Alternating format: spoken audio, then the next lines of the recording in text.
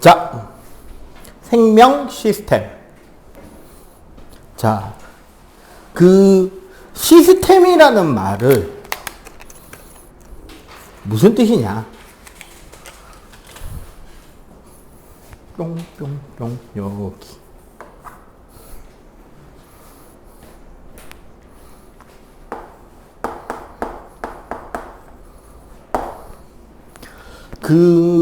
나랑 공부하면서 시스템이라는 표현을 되게 많이 들어왔죠. 비슷한 거리가 있으면 맨날 강조를 하고 있으니까. 요게 지금까지 대부분 나왔던 개념들. 물리랑 화학에서는 관심을 두고 조작을 하는 영역을 우리가 시스템, 개라 그랬고요. 생명이나 지구에서는 시스템을 뭐라고 이야기를 하느냐? 생명과학이나 지구과학에서는 구성 요소 간의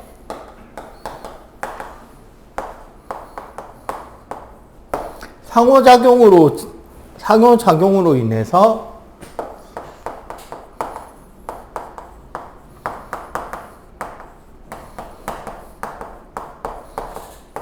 일련의 균형이 잡히게 된 그런 체계를 우리가 시스템이라고 한다라고 이야기를 했습니다. 이게 무슨 소리냐? 지금 오늘 우리가 배울 생명 시스템.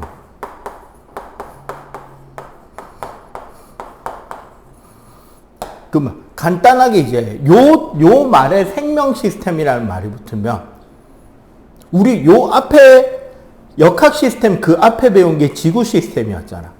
지구 시스템 할 때 뭐 있었어요? 직권, 수권, 기권, 생물권, 외권 뭐 이렇게 배웠잖아. 그리고 그 사이에서 여러 가지 자연현상이라고 부르는 상호작용이 일어나고 있고 물질 교환과 에너지 교환이 일어나고 있고 그로 인해 지구 전체가 하나로 안정되게 작동하고 있는 거를 배웠잖아요. 그러면 생명 시스템은 말 그대로 생명의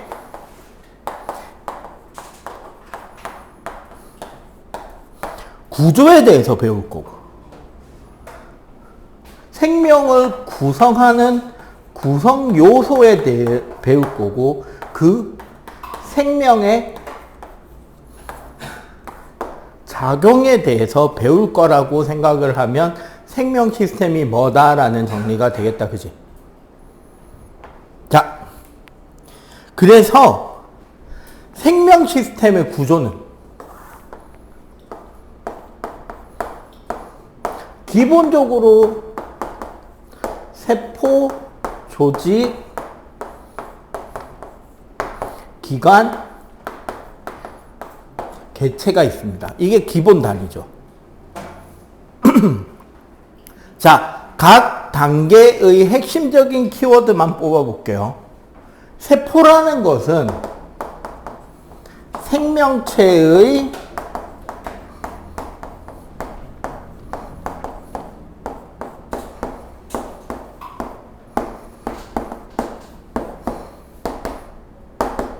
자, 구조적 단위이자 기능적 단위라고 이야기를 한단 말이야. 무슨 소리냐면 구조적 단위라는 거는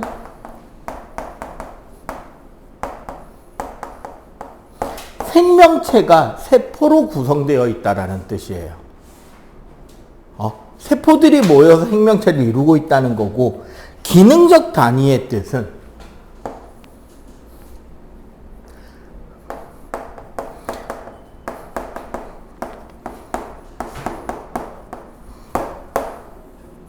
각 세포들이 각자의 역할 수행을 하고 있기 때문에 생명체가 생명으로서 존재할 수 있다라는 거야. 그냥 우르르 모여만 있으면서 누구는 좆뱅이 치고 누구는 탱자탱자 꿀 빨고 이런 식으로 살고 있지는 않다는 거예요. 물론 졸라 개고생하는 거와 좀 덜 고생하는 건 있을 수 있지만 인류가 완전히 생명체를 확신할 수 없는 것 중에 하나가 그거지. 극단적으로. 혹시 맹장 수술한 사람 있냐 여기? 맹장. 없어? 사람에게 있어서 맹장, 즉 충수돌기는 퇴화기관이라고 하거든요. 그건 뭐냐면 진짜 퇴화돼서 아무런 기능을 안 하는 게 아니라 걔가 무슨 역할을 하는지 아직 우리가 명확하게 모른다는 것과 다행히 아직까지 알려진 바 그거 없어도 사는데 큰 지장은 없다라는 것. 추정컨대 반추동물 있죠. 되새김질 하는 애들. 초식동물 중에서도 특히 소나 염소나 양 이런 애들은 맹장이 되게 커요. 길어. 근데 육식동물들은 대부분 맹장이 짧거든요. 어쩌면 식생활의 차이 때문에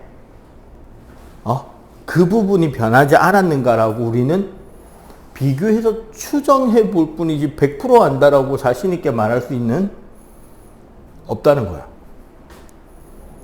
그 똑똑한 의사들조차도. 어쨌거나 요런 뜻이고요. 자, 조직.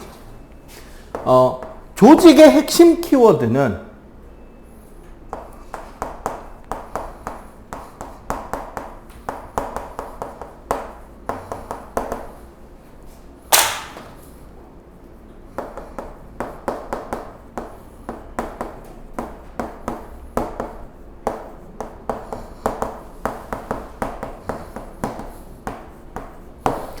조직이란 같거나 비슷한 세포들이 모여서 어떤 특정한 역할을 담당하게 된다. 역할 수행이라보다는 역할 담당이라고 하는 거에 좀 더 표현이 맞지 싶어요. 같거나 비슷한 세포들이 모인 게 조직입니다. 그 식물 있잖아요. 보통 이제 식물의 예를 많이 들게 되는데 현재 여러분들 교육과정에 아쉽게 15개정 교육과정에서 식물 파트에서 없어진 게 하나 있어요. 뿌리, 줄기, 잎. 광합성 증산작용하면서 그나마 잎의 구조는 살짝 언급을 해. 근데 식물의 뿌리와 줄기에 대한 공부는 아마 여러분들이 안 했을 거예요. 학교에서. 그지? 뿌리와 줄기를 안 하는 과정에서 물관과 체관의 차이도 안 배우고 건너갑니다. 혹시 물관, 체관 두 가지 구별해서 설명할 수 있는 사람? 분명히 있기는 중학교 2학년 1학기에 있어요. 그리고 이름도 들어봤을 거예요. 광합성과 호흡을 했고 특히 광합성 하면서 광합성 산물은 잎에 저장했다가 밤에 설탕으로 바꿔서 체관으로 이동시킨다까지는 배웠을 거야. 근데 도대체 물관하고 체관하고 어떻게 다른데 물어보면 현재 중학교는 몰라요. 물관은 이미 죽은 세포가 모인 조직이고 아래 위쪽 세포벽이 없는 뻥 뚫린 빨대 같은 구조입니다. 그래서 뿌리에서 흡수된 물이 쭉 잎까지 빨려 올라갈 수 있게 되는 통로가 되는 게 물관이에요. 그 물관 하나하나의 세포들이 모여서 긴 빨대를 이루는 거야. 체관은 물관하고 달리 살아있는 세포들입니다. 특징은 아래 위에 통로가 되는 세포의 세포벽에 구멍이 뚫려 있어요. 체판이라 그래서. 그래서 그 관을 통해서 유기양분, 설탕물이 움직일 수 있는 통로가 되어져요. 그래서 잎에서 맞는 광합성 산물을 줄기를 통해 운반해서 영양기관에 저장할 수 있도록 운반해주는 기능을 하는 게 체관이란 말이야. 물관이나 체관을 이루는 세포 하나, 그 세포들이 모인 긴 빨대 같은 물관 조직, 체관 조직이 있는 거지. 아니면 여러분들 동물로 따지면 여러분들 근육세포 하나, 응? 그 근육세포들이 모여서 만들어지는 근섬유 조직, 뭐 이런 식으로 된다는 거죠. 이해가 돼요? 자, 근데 여기서 조직은 뭐다? 같거나 비슷한 세포가 모입니다. 기관은 다르다는 소리죠, 여기가.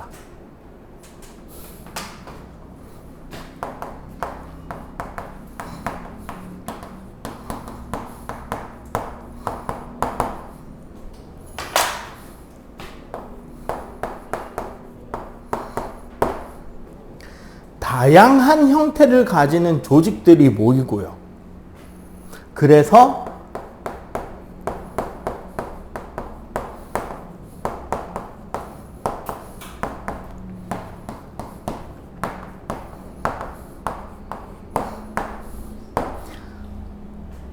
딱 정해진 모양이 만들어져요.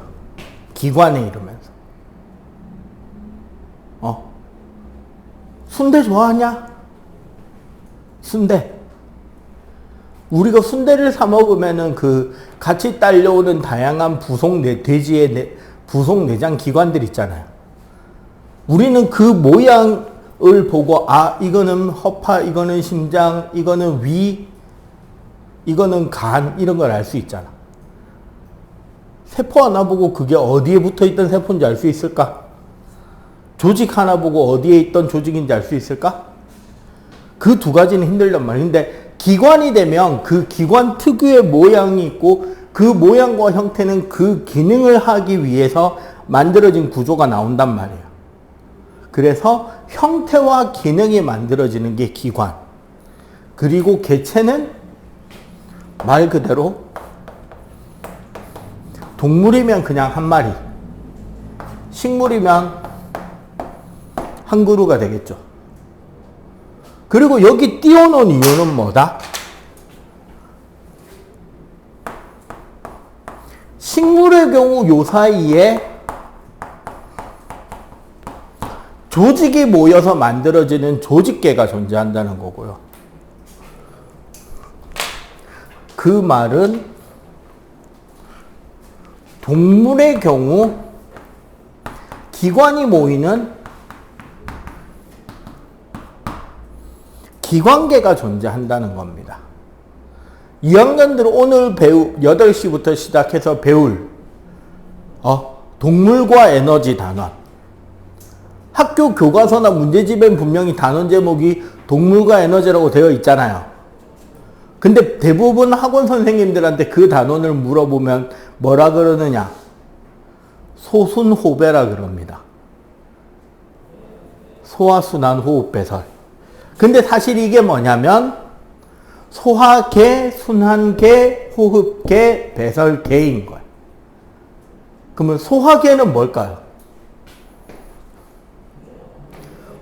우리 몸에서 음식물을 소화하고 흡수한다라는 공통적인 목표를 위해서 다양한 기관들이 연속적으로 일을 하잖아. 입, 식도, 위, 간, 쓸개, 췌장, 소장, 대장. 맞지? 순환계, 심장, 동맥, 정맥, 혈구. 호흡계, 코, 기도, 기관계, 코, 기관, 기관지, 폐포, 배설계, 콩팥, 세뇨, 방광, 요도, 세뇨관, 뭐 이렇게. 세뇨관이 아니라 수뇨관이구나. 수뇨관, 뭐 이렇게. 각 기관들이 모여서 하나의 역할, 어느 하나의 생명체가 활동해야 되는 주요 작용을 위해서 연속적으로 연결돼서 일을 하는 기관들을 기관계. 그러면 조직계는 아까 식물에서 선생님이 물관, 체관 이야기했잖아요. 물관과 체관을 모아서 만들어진 걸 뭐라 부르느냐? 나뭇잎에서는 인맥이라고 불렀거든요. 이게 줄기에 있을 때 뭐라고 부른다?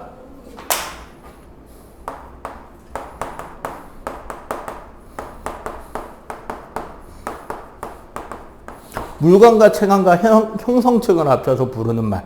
관다발 조직계. 기관계?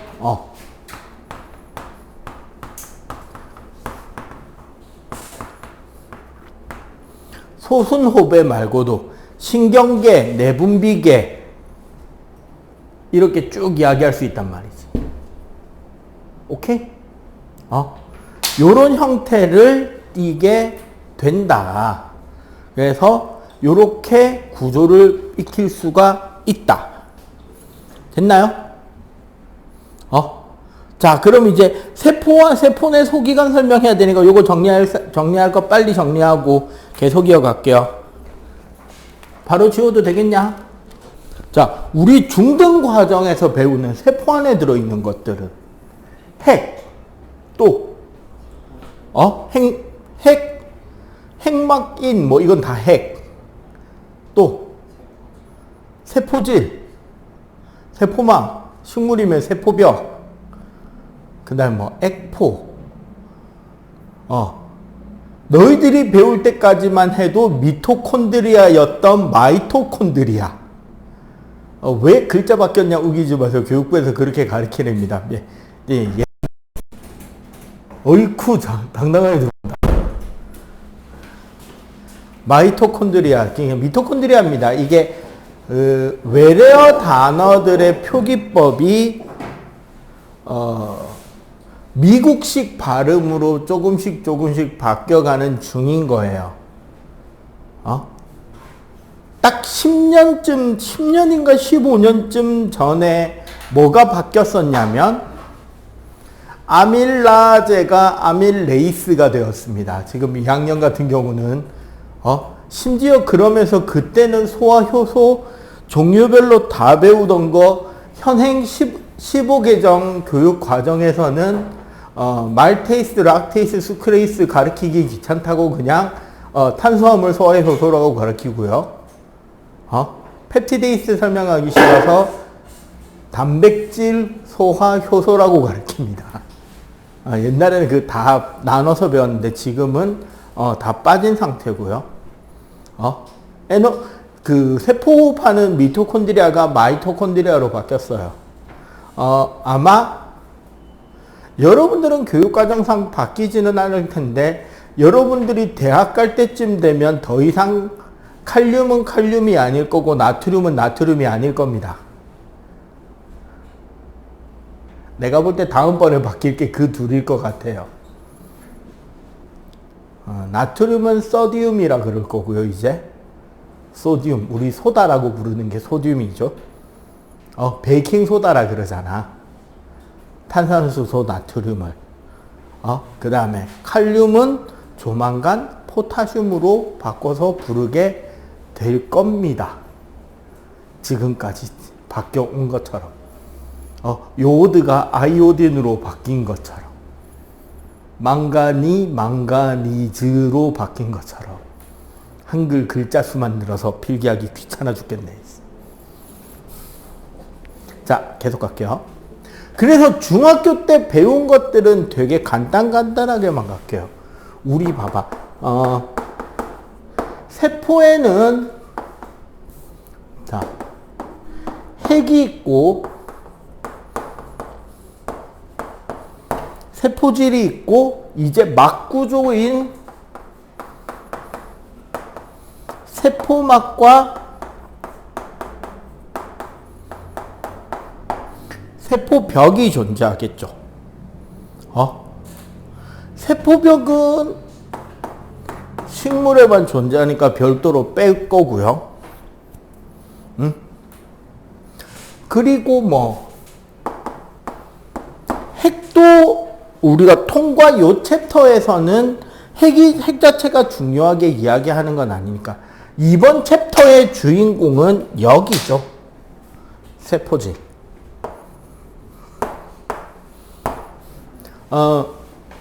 요 세포질 공부하면서 내가 한마디만 뻥끗하면 여러분들은 아마 오늘부터 육식을 즐겨하는 사람이 될 겁니다.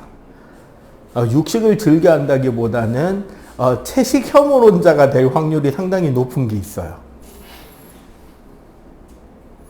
오늘 요 수업 끝날 때쯤이면 아마 집에서 샐러드 먹으라 그러면 으악 하는 사람이 나올 수도 있습니다. 진짜입니다. 자, 보통 우리 핵에는 뭐가 있다?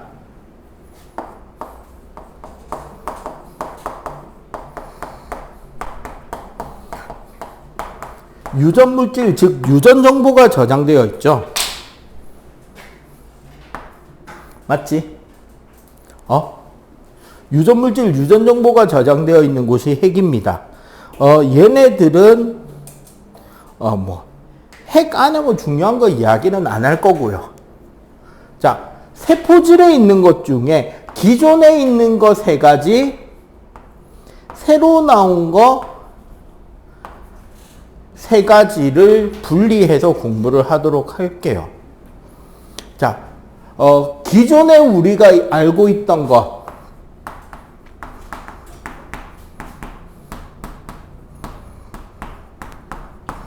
마이토콘드리아. 네, 미토콘드리아입니다. 여러분들 중등 때 배우고 있는 과정에서는. 얘는 뭐 하는 곳이다? 세포 호흡을 통해서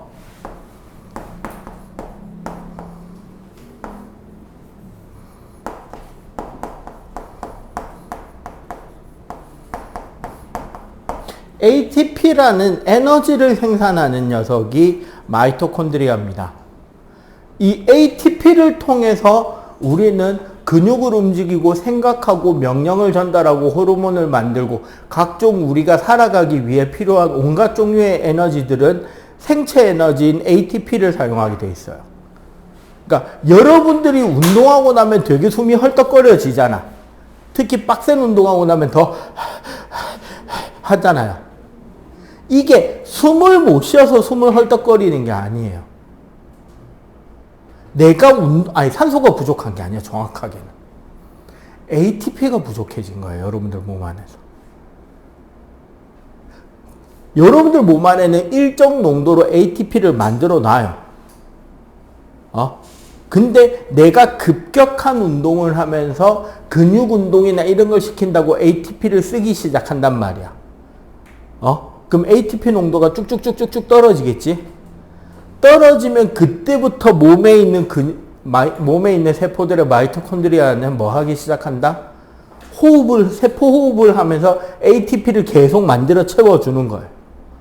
근데 이 ATP를 만들기 위해서 필요한 게 산소인 거야.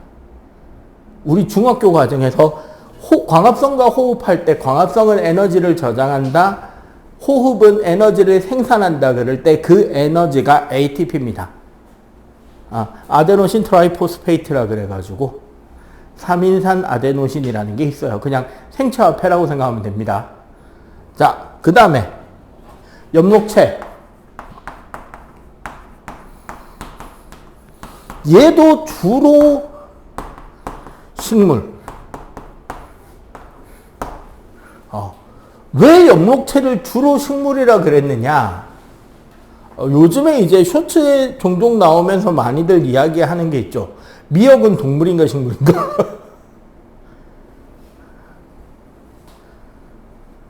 미역을 식물이라고 말할 수 있는가? 동물도 아니고 식물도 아닌 그렇다고 버섯 같은 균사도 아닌 그 무엇인가입니다. 정확하게 말하면 식물은. 미역은. 그런데 미역은 뭐 도와줘? 광합성합니다. 그리고 단세포 생물들 중에 우리가 벌레라는 이름이 붙어 있는 단세포 미생물이 있어요. 집신벌레라고. 몸에 나 있는 아주 잘 자라는 선모라는 털 가지고 기어다니는 단세포 미생물이 있어요. 얘 광합성합니다. 그럼 식물이야, 동물이야?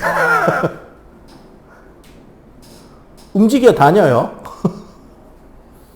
근데 광합성도 해요. 자, 주로 식물이고, 얘가 하는 게 바로 뭐다?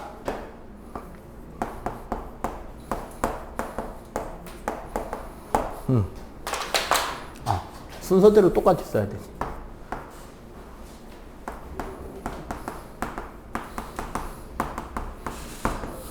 광합성을 통해서 에너지를 저장하게 되고요. 그 다음에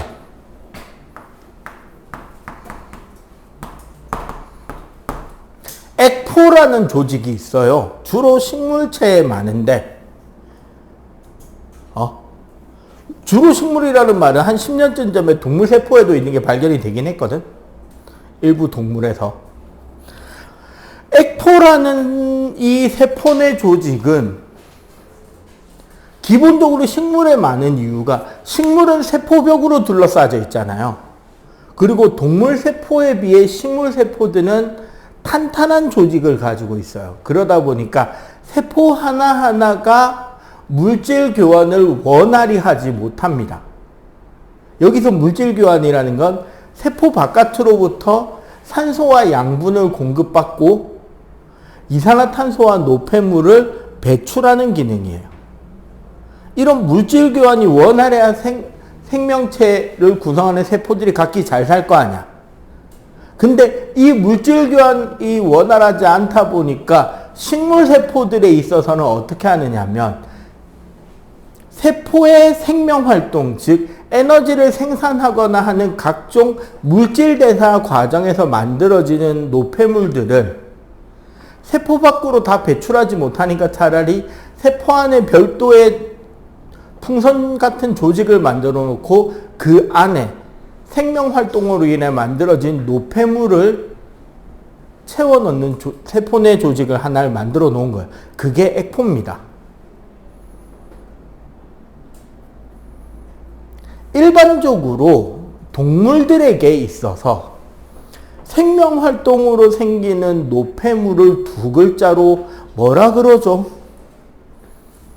생명활동 과정에서 만들어진 노폐물을 몸 밖으로 빼내는 과정을 우리는 배설이라 그러고, 그러면 그 과정에서 생긴 액체 노폐물을 우리는 두 글자로 오줌 혹은 소변이라 그러죠. 그럼 액포에 저장되어 있는 액체는 식물세포의 생명활동으로 인해 만들어진 노폐물이니까 식물세포의 오줌이네. 오늘 야채 먹은 사람 손? 김치나 단무지나 야채 아무거나 먹은 사람 손? 안 먹을 수는 없죠. 자, 그 야채를 씹었을 때 나온 녹즙은 과연 어디에 있던 액체일까요? 그 액체의 정체는 과연? 이 이야기를 들으면 아이들이 다시는 야채를 한 며칠 정도 안 먹는다는 전설이 있죠. 과연 어디에 있던 액체일까요? 그리고 그 정체는 무엇일까요? 그냥 이렇게만 말하면 그렇죠. 고기가 짱이죠. 근데 이제 사실 거기에 저장되어 있는 그 노폐물성의 액체는 동물들의 생명활동에 아주 유용한 물질이기 때문에 몸에 좋은 겁니다. 그러나 글자 그대로만 생각하면 참 그렇죠. 그게 그거예요. 넘어가겠습니다.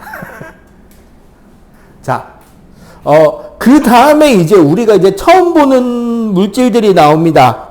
라이보솜 소포체 골지체입니다. 요거는 그림을 좀 그려 볼게요. 라이보솜 소포체 골지체는 그림을 좀 봐야 돼.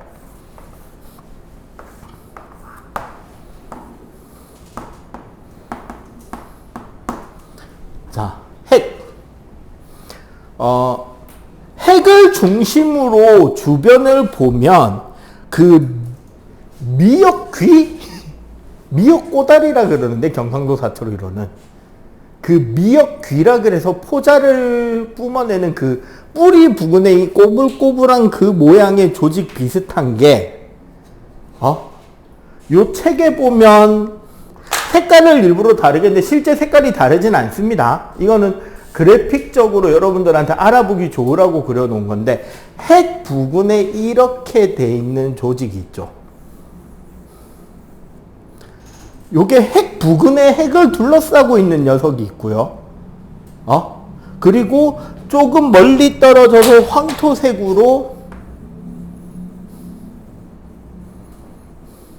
요렇게 따로 떨어져 나와 있는 비슷하게 생겼는데 여기에 붙어 있는 게 있고 핵에서 멀리 떨어진 녀석이 있잖아.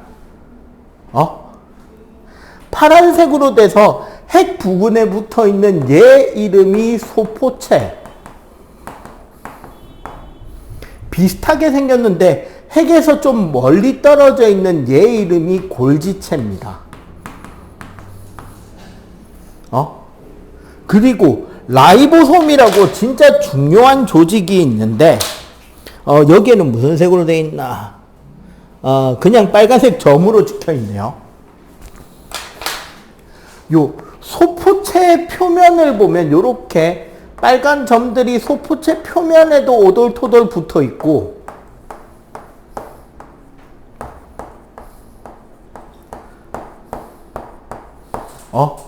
세포질 중간중간에도 떠다니는 것들이 좀 있어요. 똑같은 게. 이 작은 점의 이름이 라이보솜입니다.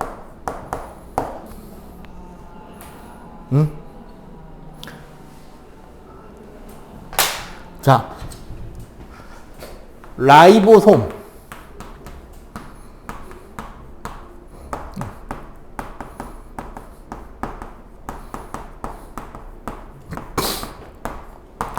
뒤에 가서 상세하게 배우겠지만 라이보솜이 하는 역할이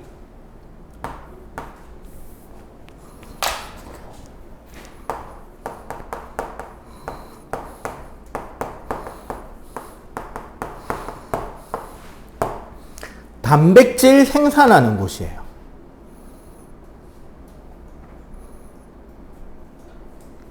라이보솜에서 하는 일이 단백질을 생산하는 것이고 그 다음에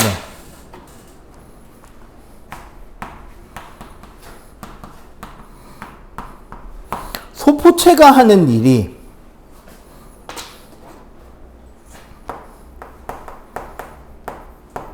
단백질을 저장해서 운반해주는 녀석이 소포체고 골지체가 하는 일은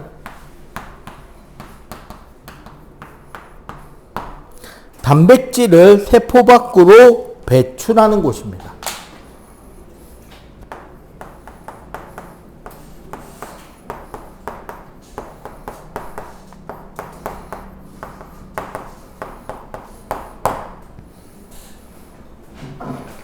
요 과정에서 나오는 것 중에 하나가 소포소낭이라는 거.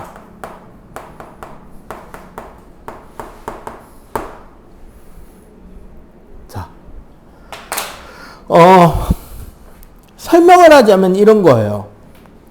뒤에 가서 배우겠지만 우리 세포막을 이루는 성분이 인지질이라는 겁니다. 인지질 어디서 들어봤죠? 언제 들어봤게? 생명체를 이루는 물질 하면서 인지질 설명이 한번 지나갔어요. 지질 안에. 지방이 있고 인지질이 있고 스테로이드가 있다라고 저 앞쪽에서 이야기했었어요. 지구 시스템 전에. 그 인지질로 이루어진 막 구조로 이루어지는 게 세포에 몇 가지가 있는데 핵을 이루고 있는 핵막과 세포막에 대해서는 인지질 이중막 구조로 이루어져 있고요. 소포체, 골지체는 인지질 단일막 구조입니다. 좀 이따 배우겠지만 마이토콘드리아와 엽록체는 인지질 이중막 구조예요. 얘네들은 왜 그렇게 되는지 좀 이따가 인지질 아마 세포막 배울 때 가르쳐 드릴 거고요. 세포에서 일어나는 것 중에 우리 유전 물질이 있었죠. DNA, RNA 배웠잖아. 해간에서 저장하고 있던 DNA를 단백질 생산하라고 복사를 떠서 밖으로 내주는 전달 물질이 RNA죠. 그 RNA를 받는 곳이 소포체에 붙어 있는 라이보솜이에요. 그러면 라이보솜에서는 RNA 설계도를 받아서 단백질을 생산할 거고, 생산된 단백질은 여기에 저장이 되겠죠. 이 소포체에. 그러면 요게 요렇게 단백질이 저장이 되면 요런 식으로 요 소포체 끝부분이 요렇게 똑 하고 떨어져 나온다는 거야. 단백질을 가지고. 그러고 이 소낭이 골지체에 딱 갖다 붙으면 골지체로 싹 흡수되면서 골지체 안에 이제 단백질이 딱 들어가겠지? 그러면 골지체도 요게 딱 운반되어 오게 되면 끝으로 옮겨서 똑 떼가지고 세포막 쪽으로 딱 옮겨주면 이 골지체막이 세포막에 싹 흡수돼 들어가면서 단백질을 세포막 밖으로 툭 하고 내보낼 수 있게 된다는 거야. 요런 식으로 전달하는 구조가 소포체와 골지체입니다. 자세한 건 저기 187쪽에 라이보솜, 소포체, 골지체 이런 이제 설명들이 나옵니다. 그 밑에 엽록체와 마이토콘드리아가 있는데 사실 학교 시험 칠 때 아이들이 제일 혼동을 받는 그림 중에 하나가 소포체와 마이토콘드리아 구별하기입니다. 소포체란다. 마이토콘드리아랑 엽록체 구별하기예요. 자, 소포체, 골지체는 똑같이 생긴 미어코 꼬다리인데 세포 핵에 붙어 있으면 소포체, 떨어져 나와 있으면 골지체라고 구별이 된단 말이야. 근데 엽록체와 마이토콘드리아는 어떻게 구별하느냐? 학교 선생님들이 어디서 파일을 제공해서 그리고 있는지는 모르겠는데 되게 비슷하게 다들 그리셔서 따라 그리기가 쉬워요. 마이토콘드리아는 뭐 하는 곳이라 그랬죠? 세포호흡으로 에너지를 만드는 곳이라 그랬잖아. 포도당으로 에너지 만들고 이산화탄소 노폐물 만들어지는 그거잖아요. 그래서 그런가 마이토콘드리아의 그림은 미국산 핫도그처럼 그리는, 그 우리나라식 핫도그 말고 미국 핫도그. 미국 핫도그가 어떤 건데? 그 길쭉한 빵 이렇게 쭉 째가지고 구운 소세지 하나 놓고 야채 놓고 소스 막 칠해 놓은 거 있잖아. 실제로 마이토콘드리아 그림이 그렇게 생겼어. 길쭉한 빵에 소세지 하나 놓고 소스 이렇게 칠해 놓으면 마이토콘드리아 그림이 됩니다. 엽록체를 하면 녹말을 저장하게 되죠. 녹말이 좋아, 말이 좋아, 녹말 그냥 이제 유기양분 탄수화물을 생산하는 곳이잖아. 그래서 그런가 엽록체는 세포 안에 쌀포대가 차곡차곡 쌓여 있어요. 그림을 보면.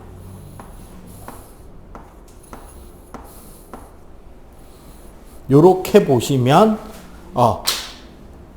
마이토콘드리아와 엽록체 구별이 가능할 겁니다. 오케이? 자, 세포막은 이중막 구조로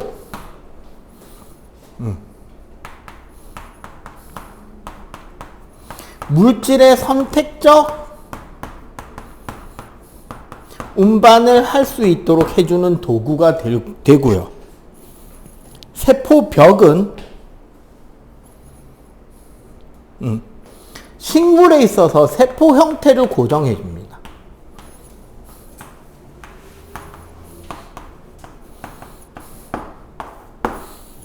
요렇게 우리가 구별하면 되겠죠.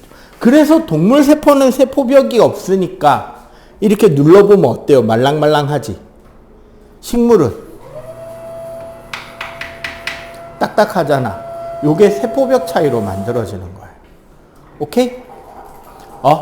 자세한 내용들은 앞에 있는 내용들 한번 쭉 읽어보시고, 187쪽 한번 쭉 읽어보시고, 저기 188쪽 한번 빨리 풀어보세요.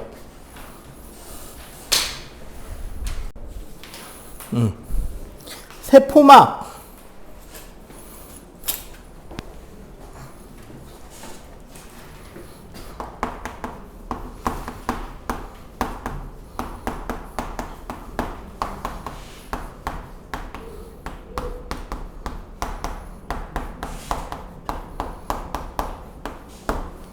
자, 세포막과 선택적 투과성입니다. 무슨 소리냐?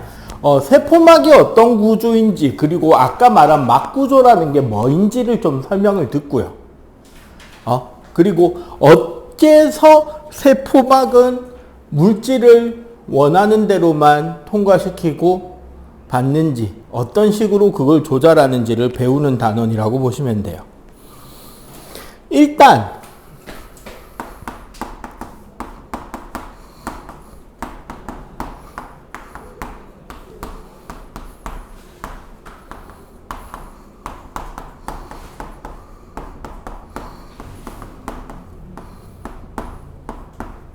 자, 세포막은 인지질 이중막 구조의 막단백질이라는 녀석들이 존재를 합니다. 자, 그러면 인지질이 뭔지부터 배워야 되겠죠?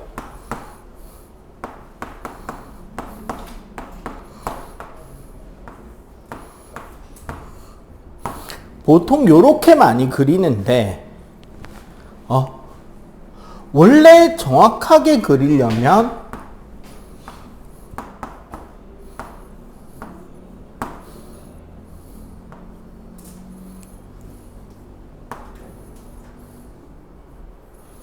요렇게 그려지는 게 맞아요.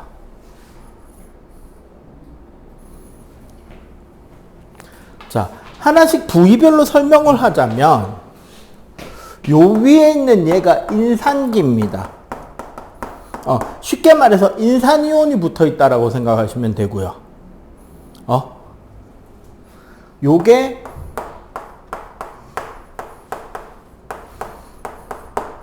글리세린이라고 하는 그 3차 알코올 기본 구조입니다.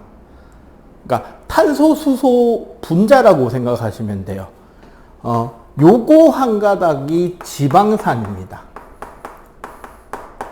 여기에 이중결합이 하나 끼면서 이렇게 꺾여 있는 다리가 하나 살짝 꺾여 있다라고 생각합니다. 여기서 지방산이라고 부르는 거는 우리 맨 앞에 옛날에 탄화수소 화합물 할 때 배운 거예요. 탄소, 탄소, 탄소, 탄소, 점점점에 여기에 다 공유결합으로 뭐가 붙어 있는 구조? 수소가 붙어 있는 요런 구조가 길게 연결되는 걸 지방산이라 그래. 요게 요 부분이 꺾이는 거는 요게 단일 구조일 땐 요런데 이게 탄소 탄소 이중 구조가 되면 여기 수소 여기 이쪽으로 탄소가 요런 식으로 연결이 된단 말이야. 그래서 요렇게 꺾이는 구조가 여기에 형성이 돼 있다. 근데 이렇게 하나하나 상세하게 그리면 귀찮잖아요. 그래서 여기 요 인산기 부분이 친수성 뭐다? 물이랑 친합니다. 극성을 띠고 있고 물과 결합이 잘 되는 부분이고 요 밑에 부분 지방산 부분이 소수성 물하고 안 친해요. 구조적으로 볼 때 기름에 더 가까운 구조니까 물하고 별로 안 친하다는 거지. 그래 이렇게 해서 만들어진 요 구조를 우리는 인지질이라고 하는데 인지질 이중막이라고 하는 거는 요렇게 그려지면 되는 요런 구조라는 거죠.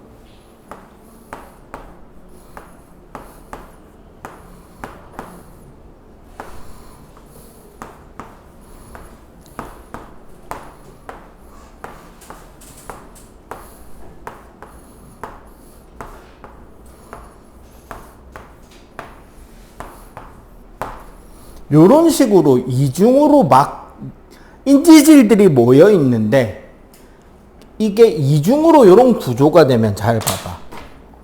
여기가 우리 세포, 요쪽이 세포 안이고, 여기가 밖이에요. 지금 요만큼이 세포막의 구조란 말이야. 그럼 봐봐. 바깥쪽은 뭐야?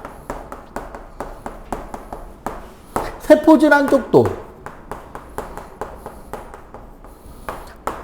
친수성을 가지고 있는데 중요한 건 뭐다? 이 막의 중심부가 무슨 성질이다?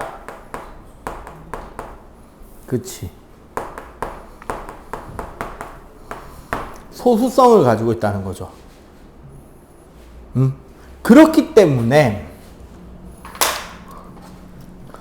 이 막 구조를 통과할 수 있는 물질은 친수성이게 소수성이게 사실은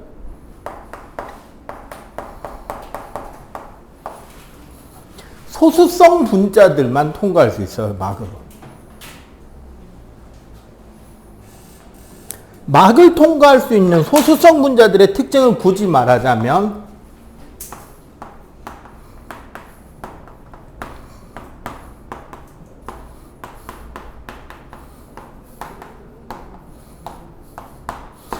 분자의 크기가 작아야 돼요. 저분자이어야 됩니다. 그리고 무극성 분자들이 여기를 통과해요. 그러면 뭐가 통과한다? 산소나 이산화탄소 같은 기체 분자들이 주로 여기 통과해요. 확산을 통해서 무극성 기체 이런 애들이 여기를 통과할 수 있어요. 그 다음에 기름에 녹는 물질들이 좀 통과가 되는 편이긴 합니다. 그 다음에 소수성의 다른 말인 지용성, 기름에 잘 녹는 녀석들이 밖에서 가운데 소수성으로 배어들고 여기서 배어 나오는 형태로 통과가 돼요. 선생님, 포도당 같은 경우는 친수성이잖아요. 물에 잘 녹는 고분자잖아요. 걔네들은 어떻게? 그때 말이 나오는 게 바로 막 단백질이라는 거예요.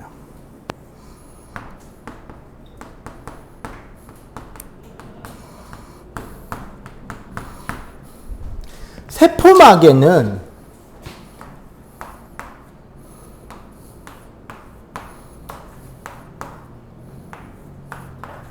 이런 형태로 중간중간에 단백질이 이렇게 박혀 있습니다.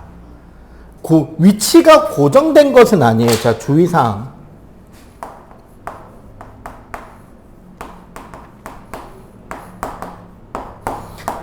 세포막 자체가 유동성을 띠고 있어요. 그래서 막 단백질의 위치도 고정되어 있는 건 아닙니다.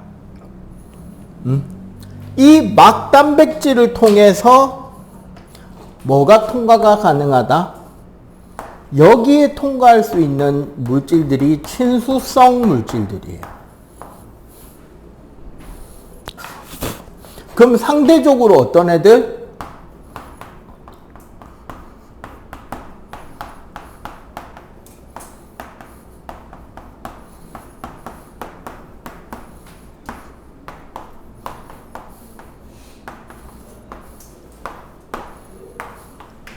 요렇게 고분자들, 극성을 띠는 분자들, 수용성 분자들, 이온들이 통과하는 곳이 막 단백질이에요. 그래서 막을 통과하는 물질이냐, 막 단백질을 통과하는 물질이냐를 구별하는 게 한 포인트가 되겠다. 그지? 자, 그리고 그냥 요렇게만 통과되고 마는 게 아니라 그 확산 특성이 있습니다. 두 번째는 확산이라는 개념을 좀 배우자고. 중1 때 나오죠? 확산. 언제 나왔게? 중1 때 입자 운동할 때 나옵니다. 확산이란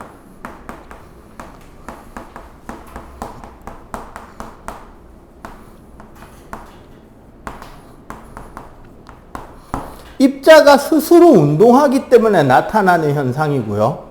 그래서 입자 수가 많은 곳에서 적은 곳으로, 혹은 그 입자 농도가 높은 곳에서 낮은 곳으로, 결국은 뭐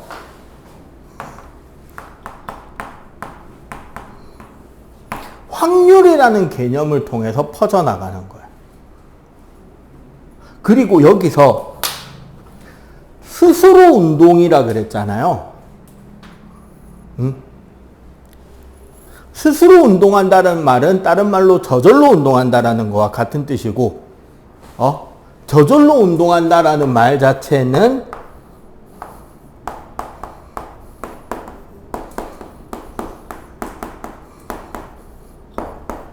ATP가 소모되지 않는다라는 뜻을 내포하고 있습니다.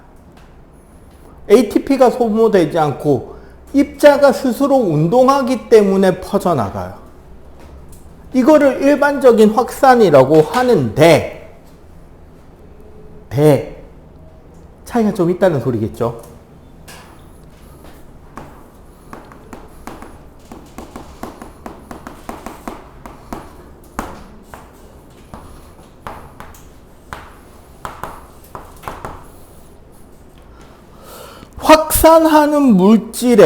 확산해야 되는 물질의 농도가 높은 곳과 낮은 곳 사이에 농도 차이가 크면 클수록 일반적으로 확산 속도는 빨라지는 게 맞아요.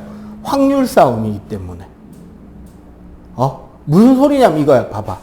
여기에 입자가 100개가 있고 여기에 입자가 10,000개가 있어.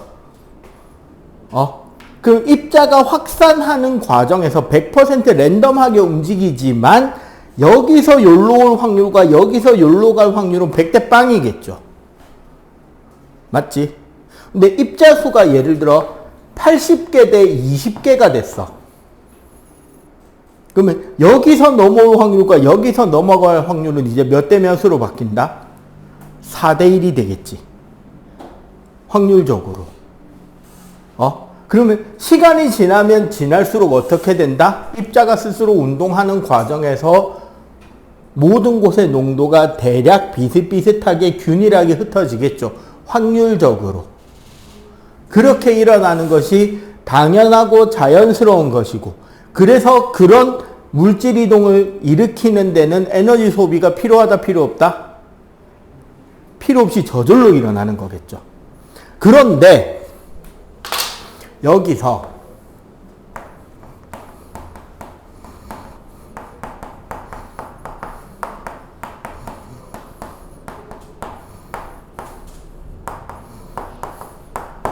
인지질 막을 통한 단순 확산은 이런 식으로 농도 차이가 크면 클수록 농도 차이에 비례해서 확산이 일어나면 자연스럽게 그냥 균일하게 싹 커져요.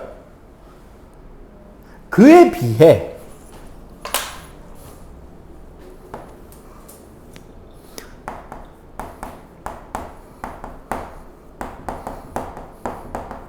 촉진 확산이라고 하는데요. 이게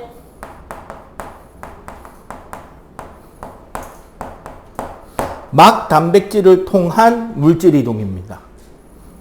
막 단백질은 단백질 구조를 통해서 확산을 하는 거고, 확산이기 때문에 저 촉진 확산의 경우도 어떻다? 에너지 소비가 되는 것은 아니긴 해요.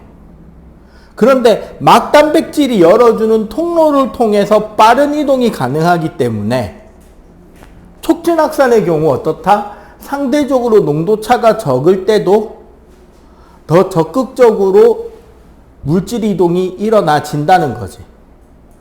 대신에 왜 이 이상 속도가 크게 안 빨라지느냐? 왜 더 이상 빨라지지 않느냐라고 묻는다면, 자, 우리 세포막에 이중막이 많을까요? 단백질이 많을까요? 차지하는 면적이.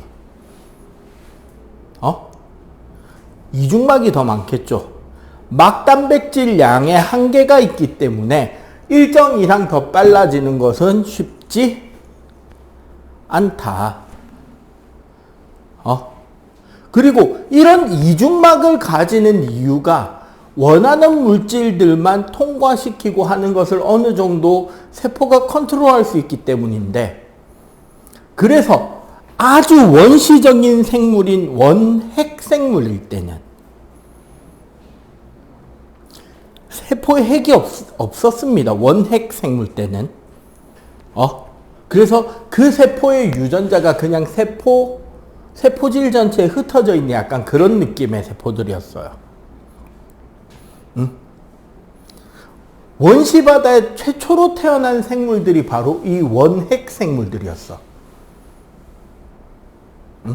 요건 우리 생물 진화 간단하게만 이야기할 거야.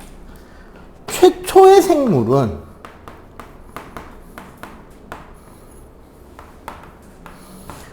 원핵 생물, 세포 핵이 존재하지 않는 가장 원시적인 생물체고, 얘네들은 어떻게 살았었냐면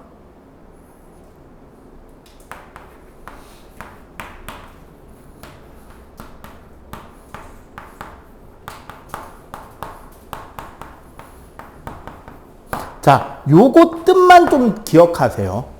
무기호흡이라는 것은 숨 쉬는데 공기가 필요 없다. 정확하게는 산소 없이 호흡을 하는 생물들이었어요. 생물체가 에너지를 얻는 과정에서, 양분을 분해해서 에너지를 얻는 과정에서 산소를 쓰지 않는 에너지 분해를 하고 있었다고. 요즘도 있어요. 발효 같은 게 주로 무기호흡입니다. 그리고 종속영양이라는 거는 스스로 양분을 생산하지 않고 주변에 있는 다른 유기물을 통해서 양분을 얻는 거를 종속영양이라고 합니다. 쉽게 말하면 소비자라는 소리예요. 얘네들이 살면서 쟤네들이 태어날 수 있었던 이유는 원시 바다 자체가 유기물 숲이었다는 거야.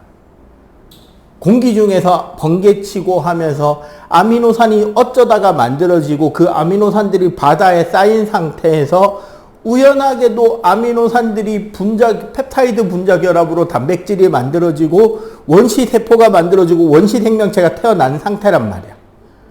그렇게 만들어졌더라도 바다 자체는 사실 아미노산 스프죠. 그냥 쉽게 말해서 중국집에서 볶음밥 시키면 주는 그 국물 있잖아. 계란국. 그 미원국이잖아요, 사실. 다시다국. 바닷물 자체가 그런 바다였다고. 그 상태에서 나만 생명체야. 주변에 그냥 국물 마시면 돼. 내가 굳이 광합성에서 양분을 합성할 필요가 있다, 없다? 없겠지. 주변에 전부 다 먹을 거밖에 없는데. 그런데 이 종속영양 생물이 살다 보니까 바닷물에 점점 유기양분의 양이 어떻게 되기 시작한다? 줄어들기 시작해요. 그리고 또한 바닷물과 공기 중에 이산화탄소의 농도가 증가하기 시작해. 호흡을 하니까.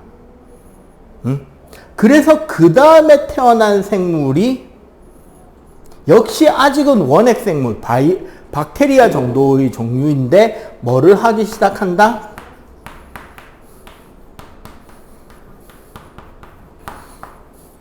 광합성을 하는 박테리아가 태어나기 시작합니다. 독립영양생물이라고. 이 독립영양생물로 인해서 드디어 바다에는 산소 농도가 증가하고 유기물의 양이 증가하기 시작해. 그러자 어떻게 하느냐? 그 다음에는 여전히 아직은 원핵 생물인데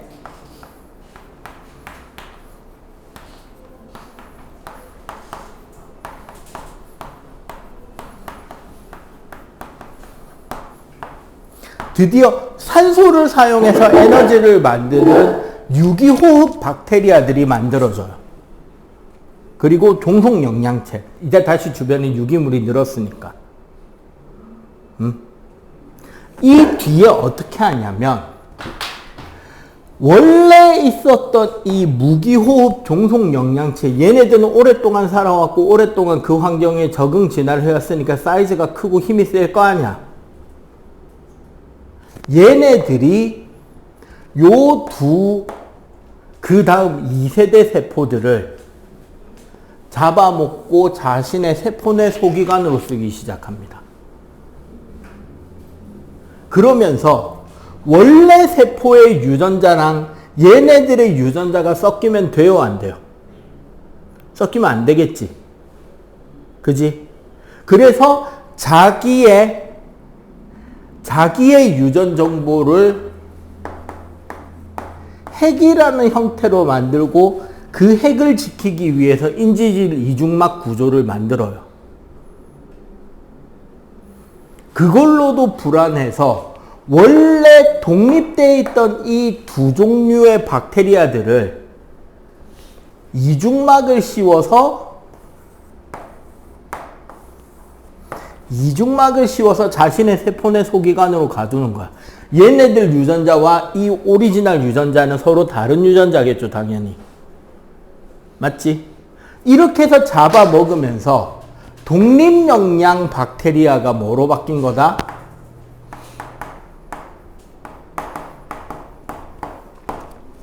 엽록체가 돼요. 종속영양이던 얘가 뭐가 된 거다? 유기호흡하던 얘가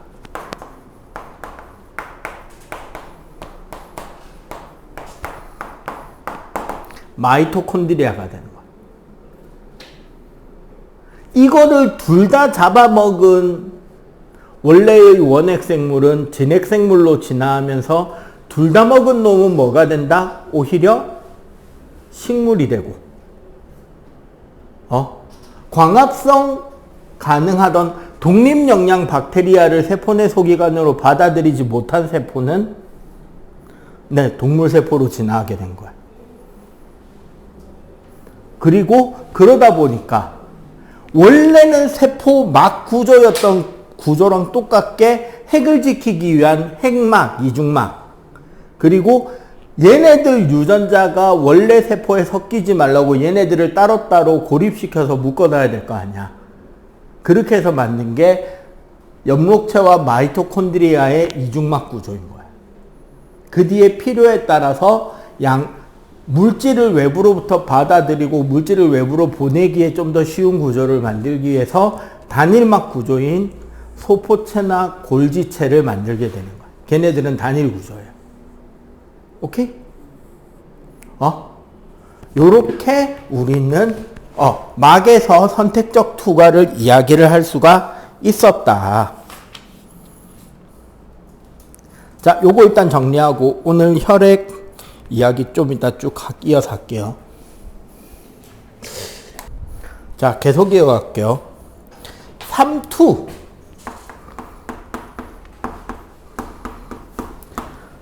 사실 따지고 보면 3투도 확산의 일종입니다.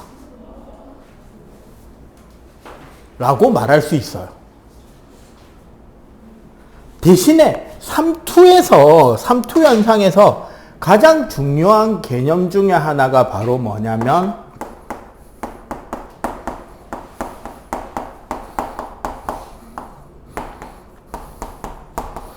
반투과성 막이라는 게 있어요. 보통 반투과성 막의 가장 대표적인 예가 세포막,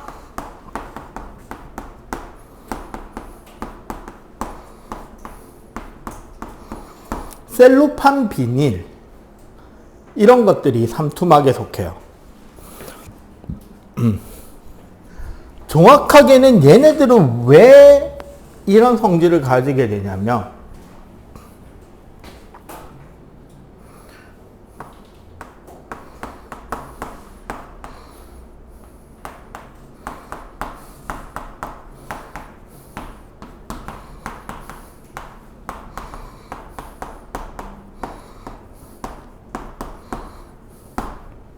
막에 아주 미세한 빈틈이 나 있는데 일반적으로 이 빈틈보다 입자가 큰 용질은 통과하지 못해요. 그런데 어쨌거나 농도는 양쪽이 비슷하게 맞춰져야 된단 말이야. 그러기 때문에 이번엔 어떻게 된다?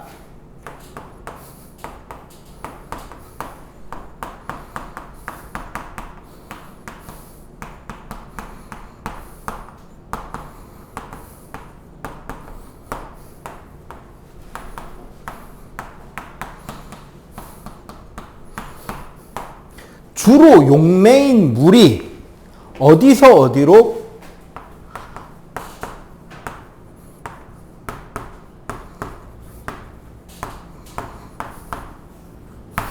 저농도에서 고농도로 이동합니다.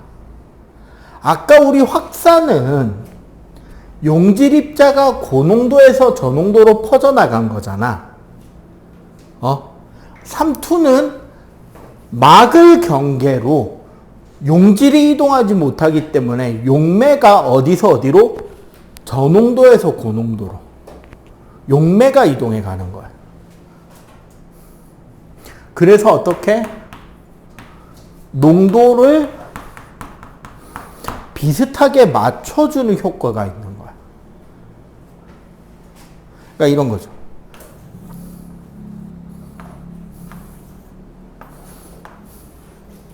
자, 여기에 반투과성막이 있다고 칠 때, 자, 원래는 같은 높이로 여기는 1%, 여기는 10%의 소금물이나 설탕물로 존재한다면 어떻게 된다? 이 막이 없으면 여기에 있는 용질 설탕들이 여기로 넘어가야 될 거 아니야. 근데 이 막 때문에 어떻게? 뭐가 이동한다?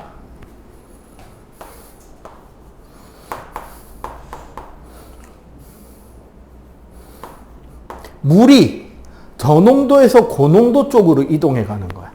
그래서 저농도였던 것은 수위가 어떻게? 내려가고, 고농도 쪽은 수위가 어떻게?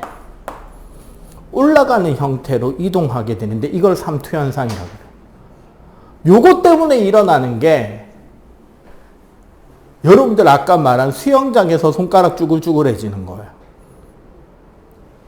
목욕탕에 있는 물보다 여러분들 몸 안에 체액의 농도가 높기 때문에 물을 흡수해 버리는 거야, 몸이. 근데 여러분들 바닷가 해수욕장에서 놀아도 손가락 쭈글쭈글해지나? 해수욕장에서는 안 일어나요. 오히려 피부가 땡기죠. 뿔따구 땡기고 다리 땡기죠. 손도 안 쭈글쭈글해져요. 왜?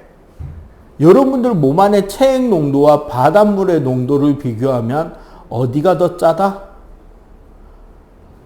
바닷물이 더 짠 거야. 그럼 여러분들이 해수욕장에서 수영하는 동안은 저절로 살이 빠지는 효과가 나는 거죠. 절여지기 때문에 수분이 밖으로 빠져나옵니다. 그래서 여러분들 해수욕장에서 놀면 유독 목이 마른 거예요. 유독 물이 땡기고 유독 음료수가 땡기는 거야. 수영장에서 놀 때랑 다르게. 해수풀장에서 놀면 더 목마른 이유가 왜? 몸에 수분이 빠져나갔거든, 그만큼. 땀 아니더라도 바닷물에 있는 것만. 혹시 집에서 부모님이나 할머니 김장 담그는 거 본 적 있는 사람? 김장 준비하고 할 때 김치 담그는 거. 맨 처음에 배추 절일 때 소금물에다 담궈놔요? 아니면 그냥 배추 대충 썰어갖고 소금만 뿌려놔요? 소금만 뿌려놓지. 근데 다음날 아침에 나와보면 그 세숫대에 물이 흥건하잖아. 엄마가 밤에 일어나가지고 거기에 물 부어놨을까요? 아니에요. 그럼 어디서 나온 물이다? 네, 배추 안에 있던 수분이 바깥에가 더 짜니까 빨려 나온 거예요. 그래서 남자들 노상방뇨 특히 화단에다 오줌 싸지 말라고 하는 거예요.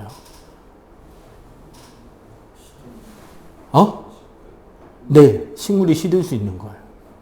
왜? 여러분들의 오줌의 농도가 식물체 안의 농도보다 진할 경우 수분이 어떻게 된다? 빨려 나오는 거지. 화분 안 키우는 사람이 집에 이제 부모님 중에 한 분이 화분을 정말 애지중지하고 한 분이 화분에 별 관심이 없다가 화분을 되게 애지중지하시는 분이 장기간 출타를 하게 될 때 화분이 죽는 메커니즘이 딱 정해져 있어. 며칠에 한 번씩 물 주라고 화분마다 적혀 있어. 근데 깜빡하신 거야. 왜? 습관이 안 들어있으니까. 그러다가 이제 며칠 뒤면 이제 화분 키우시는 아버지께서 장기간 출장 갔다 돌아오시는 거야. 근데 화분을 봤어. 애들이 며칠 동안 물을 못 마셨잖아. 나무가 시들시들해. 큰일 났다는 생각에 어머니는 마트로 뛰어갑니다. 마트에 가면 식물 영양제를 팔아요. 그 주사기 비슷한 거에 노란색 액체 들어있는 거 있거든. 큰 화분에 한 발만 주는 겁니다. 그거.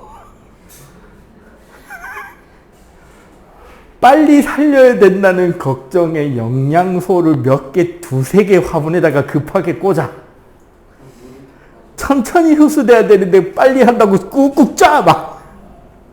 내 말라 죽죠. 영양제 주는 만큼 뭐 해야 된다? 물도? 훨씬 많이 줘야 돼요. 안 그러면 식물 뿌리가 김치가 돼버리는 수가 있다. 수분을 빨려서. 이런 것들이 삼투예요. 여러분들 특히 아마 안경 끼고 있는 사람들이나 여학생들은 아마 경험이 있을 수도 있을 거야. 남자들은 보통 잘 안 하긴 하는데 인공눈물 넣어본 사람들 있죠. 점안액이나 인공눈물약, 눈 가렵거나 눈병원에서 눈에 안약 떨어져 본 사람 있잖아. 자, 맨눈에 맹물 들어가면 눈 따가워요, 안 따가워요? 세수할 때나 이럴 때 물 들어가면, 아니면은 수영장에서 친구들이랑 생존 수영한다고 놀다가 수경 없이 눈에 그 물속에서 눈이 갑자기 떠지는 그런 상황이 되면 눈 따갑죠. 바닷물에서 그러면 더 따갑죠. 왜냐하면 우리 요 눈썹 안쪽 요 피부를 우리가 점막이라고 하는데 이런 거 여기는 훨씬 더 물하고 삼투 현상이나 이런 거 잘 일어난단 말이야. 근데 농도가 우리 체액의 농도와 맞지 않으니까 문제인 거야. 맹물도 그렇고 수영장 물도 그렇고 바닷물도 그렇고. 근데 안약 떨구면 따갑냐? 그냥 눈에 뭔가가 먹먹하게 낀 것 같은데 유독 안 따갑지. 눈에 그렇게 물을 바로 떨어뜨렸는데. 왜? 네, 그 점안액은 여러분들 체액의 농도와 거의 똑같게 맞춰놨기 때문에. 그러니까 삼투 현상이 안 일어나니까 통점이나 이런 것들이 자극받을 이유가 없는 거지. 맹물이 들어가면 세포가 불어서 통점을 자극해서 아파. 소금물이 들어가면 세포가 쪼그라들면서 통점을 자극해서 따갑단 말이야. 근데 등장액인 인공눈물약을 눈에 떨구면 차이가 있다 없다? 없으니까 안 따가운 거야. 자, 이 예시들로 인해서 자, 저장액, 등장액, 고장액이라고 있습니다.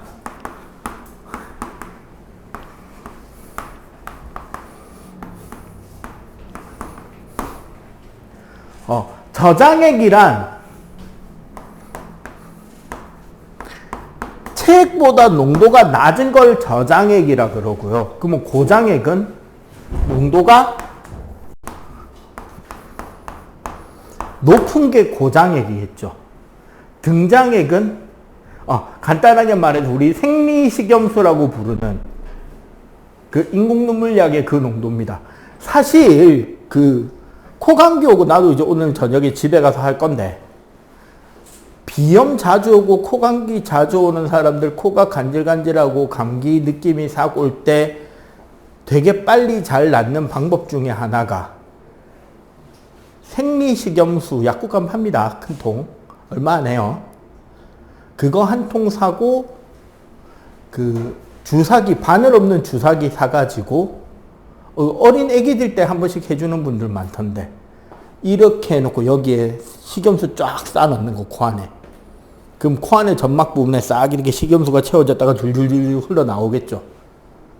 이런 거 잘하면은 여기에 여기 우리 얼굴뼈 요 밑에 콧물이나 쌓여있는 이런 거 축농증 같은 거 콧물 같은 것도 좀 흘려낼 수도 있고 이렇게 된단 말이야. 요렇게 해서 쭉 짜놓고 줄줄줄 흘러나오면 안 따갑냐 하는데 생리식용수로 하면 하나도 안 따갑습니다. 그냥 코 안에 물 찬 이상한 느낌만 좀 날 뿐이에요. 왜? 농도를 똑같으니까. 네, 라면 국물 들어가면 졸라 따가운 이유는 짜서 맵고 짜니까야. 특히 매운맛은 자 2학년들 3학년이네. 매운맛 무슨 신경이야? 통각입니다. 맛 아니에요. 매운맛은 아픈 겁니다. 3학년에 배워요. 자, 저장액이면 원래 우리 등장액에 있는 적혈구세포 저장액이면 어떻게 될까? 바깥에보다 세포가 더 짤 거 아니야. 그러면 세포가 물을 쭉 흡수하겠지. 흡수해서 빵빵하게 부풀어 오르다 못해서 용혈이라고 이렇게 세포가 터져요. 그래 막 피가 밖으로 새 나옵니다. 이게 저장액에 들어갔을 때 모양이고요. 고장액이면 절여지겠죠. 세포가. 그러면 어떻게 된다? 막 세포가 쪼글쪼글해지는 거예요. 물이 빨려 나가서.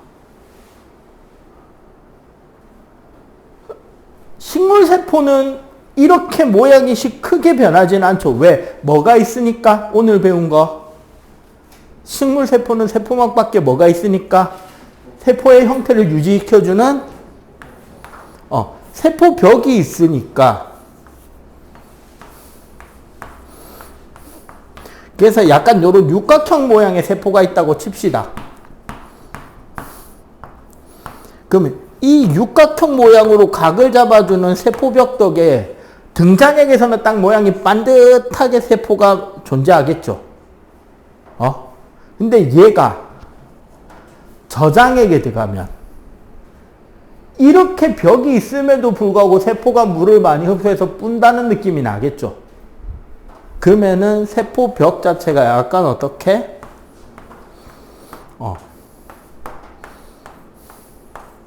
좀 띵띵 뿌른 것처럼 세포 그림이 나타나. 그래서 동물 세포의 저장액에 담근 것처럼 팍 터지거나 이런 모습은 안 나와요. 대신에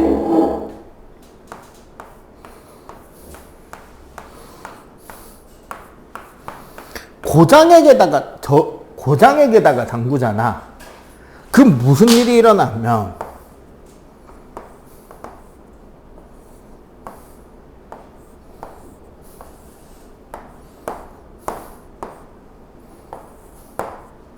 자, 요 부분 요렇게 어떻게? 세포막과 세포벽이 떠버립니다. 벽은 버티고 있지만 안에 세포가 더 쪼그라들어서 세포막과 세포벽이 분리가 되는 현상이 나타난다고. 요런 것들이 이제 뭐다? 고장액에다가 잠겼을 때 식물세포.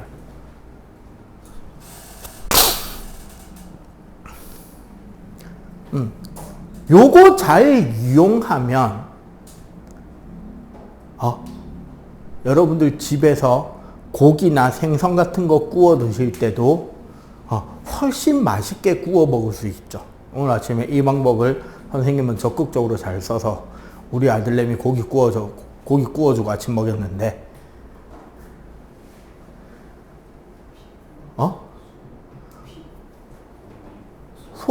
고기에 미리 소금을 뿌려서 상온에 좀 놔둬요. 그러면 고기 안에 있는 여분의 수분이 어떻게 된다? 빨려 나와요. 빨려 나온 소금 키친타올로 잘 닦아내고 그 상태로 구우면 표면에 마이야르 반응이 잘 일어납니다.